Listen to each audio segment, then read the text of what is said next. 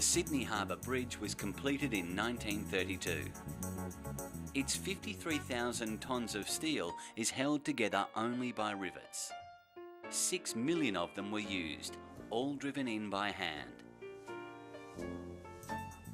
64 years later, the Anzac Bridge was built and is a totally welded structure. Welding is far more efficient, stronger and cost-effective. If the Sydney Harbour Bridge were to be constructed today using rivets to join the steel girders, it would cost 40% more than if it was welded together. If it were to build it today, it probably costs us about $100 million to rebuild it in the same condition it is now. If we build it in a welded condition, then we could build it for about $60 million. So there's about a $40 million saving or comparison. There are a few other ways to join metals. Aluminium aeroplanes are riveted. Beams can be bolted. Railings are welded together. Metal can be soldered. A rivet can join two pieces of metal. Rivets are a soft metal that can be deformed, so it can hold two pieces of metal together. Solid rivets, like those used on the Sydney Harbour Bridge, were heated red hot and hammered into a slightly oversized hole to join the steel plates together. Riveting has been the traditional method for constructing ships and aeroplanes. Blind rivets are a tube of soft metal and inside is a mandrel with a head similar to a nail. When the mandrel is pulled, the head deforms the tube, spreading it out. Then the mandrel snaps off, leaving the head behind.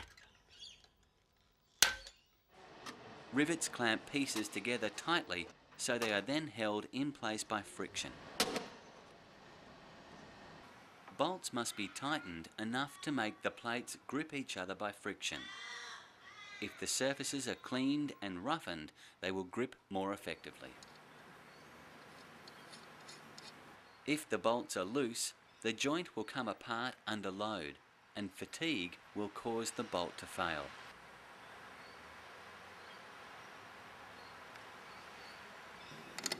When tightened securely, the clamping force of a bolt and nut is around 20 tonnes.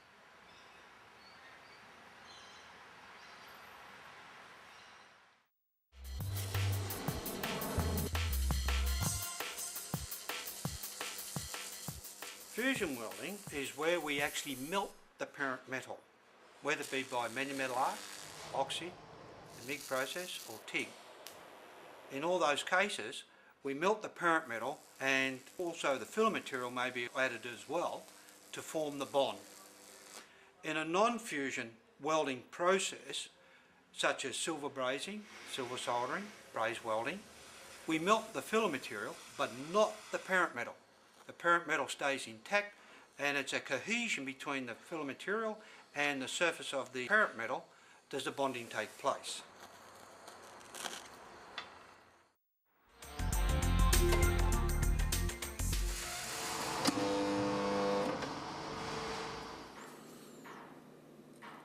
Solder is made of lead and tin and melts at only 190 degrees Celsius.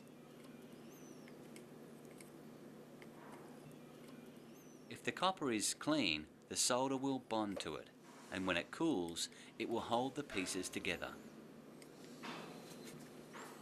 The flux melts, cleans off oxide, and prevents air getting onto the hot metal surface.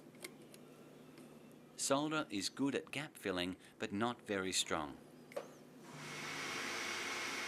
Silver soldering or hard solder melts at around 700 degrees Celsius and needs a flame to melt it.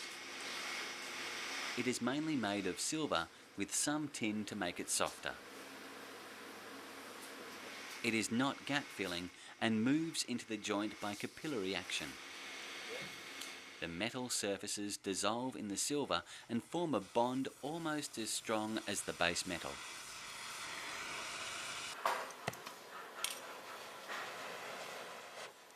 If brass or bronze is used, the process is called brazing or braze welding.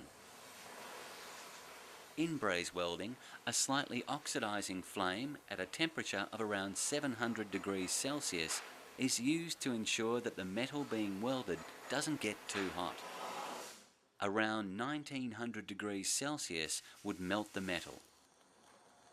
It does not flow by capillary action like silver. It can be built up to fill gaps. Once again, the bond would fail if the surface oxidized in the heat. A flux is used to keep oxygen away and give a chemically clean surface, which removes iron oxide from the plate surface. Therefore, we get a perfect bond between the alloy and the metal, called intergranular penetration. This form of welding is the most preferred method for small repair work and in the welding of dissimilar metals. This test piece shows simply the strength of the weld. Here we've run a weld down the material and it is basically sitting on the surface. There's no actual penetration into the base material itself. However, it's sometimes underestimated the strength of this type of weld. We've bent the material over and it has completely kept its strength. At this bicycle factory in Britain, the frames are brazed together by hand. The seams are brazed all the way around for maximum strength, using an oxyacetylene torch. Oxyacetylene welds at high temperature but causes no distortion. To save time, the joins are preheated before the conveyor moves the frame onto the next brazing station.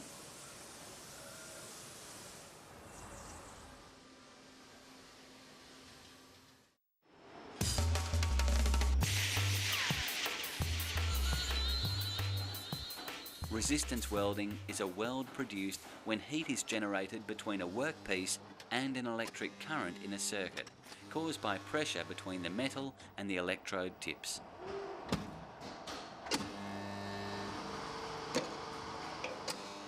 Spot welding is used quite widely out in the industry. You'll find it's used from the home appliances to the automotive industry to aircraft industry. We have an aircraft component, it's spot welded and it's a curved configuration, spot welding around the sides, and the component is completely accurate to sit within the aircraft industry. There are variations of different types of spot welders or resistant welding machines. Here I have in front of me is a handheld spot welding machine. This machine is predominantly used for one application. It only has one setting and all we need to do is raise the handle up, put the component in there, close the handle down, press it down until the spot is completed, release it and the job's completed.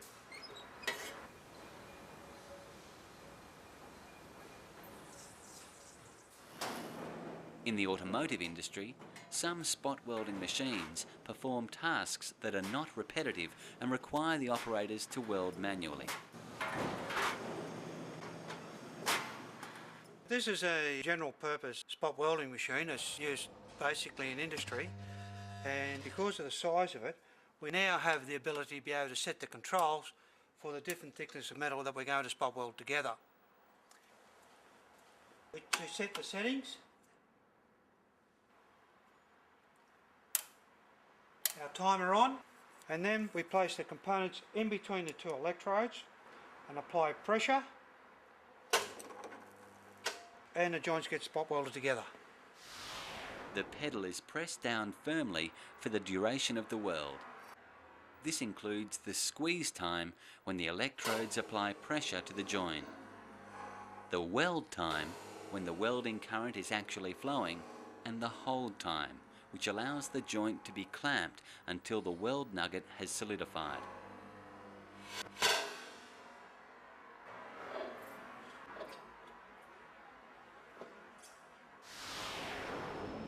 For high volume production work in the automotive industry, multiple spot welding machines are used. These are in the form of a press upon which individual guns carrying electrode tips are mounted. Welds are made in a sequential order so that all electrodes are not carrying current at the same time.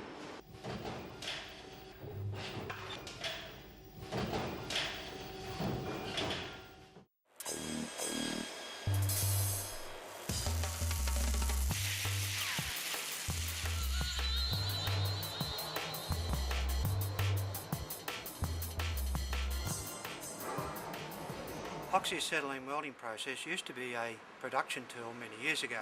However, with the advent of new technology, it is now primarily used as a maintenance tool within the metal fabrication and welding industry.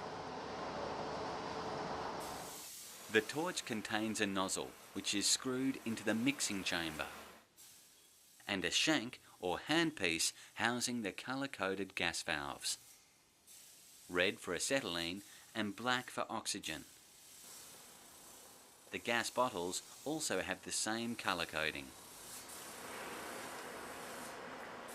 The torch is lit with just the acetylene supply, and it's increased until the flame ceases to burn with smoke. Oxygen is then introduced into the flame, causing it to change colour. It's increased until the inner and outer cones merge and the inner cone becomes clearly defined. This is the neutral flame, which is ideal for quality welding. The concept is simple. The metal is melted by the flame, with or without the addition of a filler rod. An oxyacetylene flame burns at 3,200 degrees Celsius, and steel melts at approximately 1,500 degrees Celsius, depending on the carbon content. It's a very rough form of welding, and the weld requires a lot of finishing. When used for cutting, the oxyacetylene flame heats the material to its ignition temperature of 815 degrees Celsius. Then the oxygen is turned on in a central jet and oxidizes the iron, which does the cutting. The reaction gives off heat, and acetylene is not needed after that. It's an extremely fast way of cutting steel. To heat metal and soften it, the flame needs to have an excess of acetylene. This reducing flame prevents oxidation and is not hot enough to melt the steel.